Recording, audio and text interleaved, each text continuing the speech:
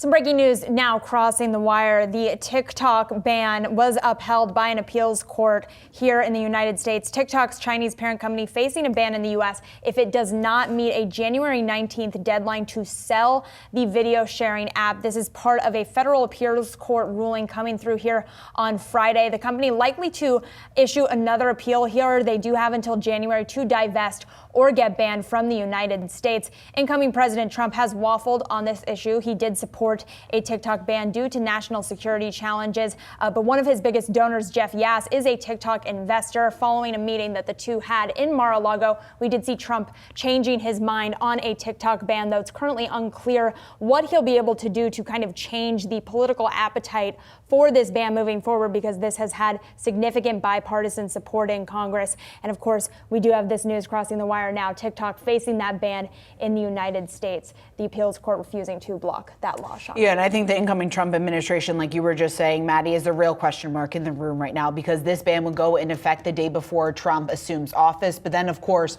his opposition to this ban kind of puts many of these questions back on the table, just exactly how this opposition, could potentially complicate this measure and the enforcement that we could see going forward. We know, like you were just saying, he did flip after one of the top donors there, an investor in TikTok, also was trying to court some of those younger voters. We know younger voters, the younger population, obviously spending more and more of their time on TikTok, a very popular social media app there for their outlets. So again, that was a critical issue, or one of the issues, I should say, that was discussed on the campaign trail by President-elect Trump here over the last several months. And again, when you take into account that TikTok now facing this ban, and we were talking to Rohit Kulkarni last hour, an analyst in the social media space, just about ultimately what this means here for some of the other companies within the space. He very much told us that Meta is well positioned because of this. Snap will likely see a move to the upside. I'm trying to pull up what the reactions are in their stocks right now. But again, we could potentially see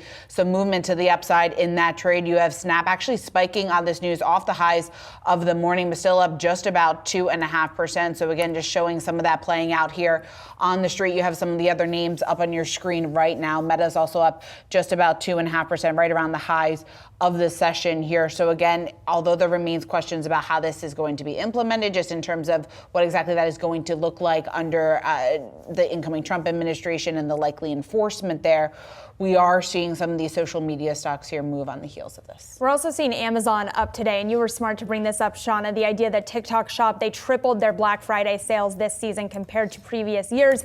Amazon, the large tech company, is already moving up off the back of that jobs print, but we're still seeing significant moves to the upside here, as Amazon could be an e-commerce beneficiary as well if TikTok were to be banned in the United States, that e-commerce flow going into a company like Amazon. Joining us more for the broader impact here on tech more broadly, we've got Yahoo Finance's Dan Howley standing by. Dan, what stands out to you about this news?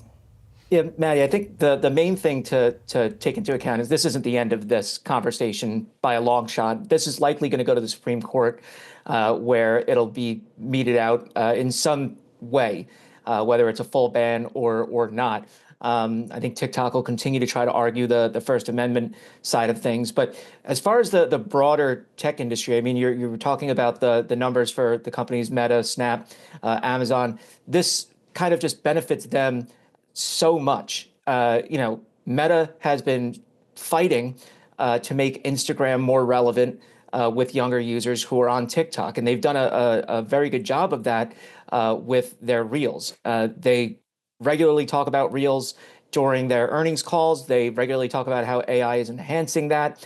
That's the meat and potatoes of TikTok, right? It's the algorithm that keeps feeding you those short form videos. And so Meta's done essentially what it did to Snap and others by kind of copying that whole format and done it very well. And so they've seen improvements there. Without TikTok, you can only imagine that creators are either going to go to Meta and work on Instagram and Reels and bring their followings along with them, or they would move to something like YouTube and work with YouTube Shorts, something along those lines. So this would be a huge boon for Meta itself. Then there's obviously Snap, a app that's more popular with younger users, though. I mean, it doesn't really make the waves that it did when it originally came out. That could also see a jump just because of the kids looking for a place to go that, you know, their uncles or whatever aren't hanging out on. And then, you know, there's the idea of the e-commerce side, as you talked about with Amazon. You know, there's TikTok influencers, there's Instagram influencers.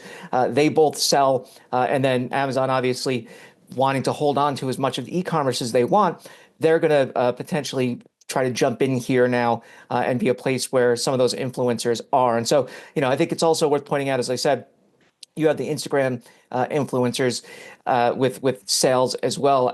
You know, I'm 39. A bunch of people in my you know, cohort I talk to regularly say that they buy things from Instagram ads, and so you can imagine that could pick up if TikTok isn't there with the younger generations. Yeah, I think it does open up for maybe potentially a new entrant in the field. But I think as far as the established players, it really is Meta that's going to benefit the most here.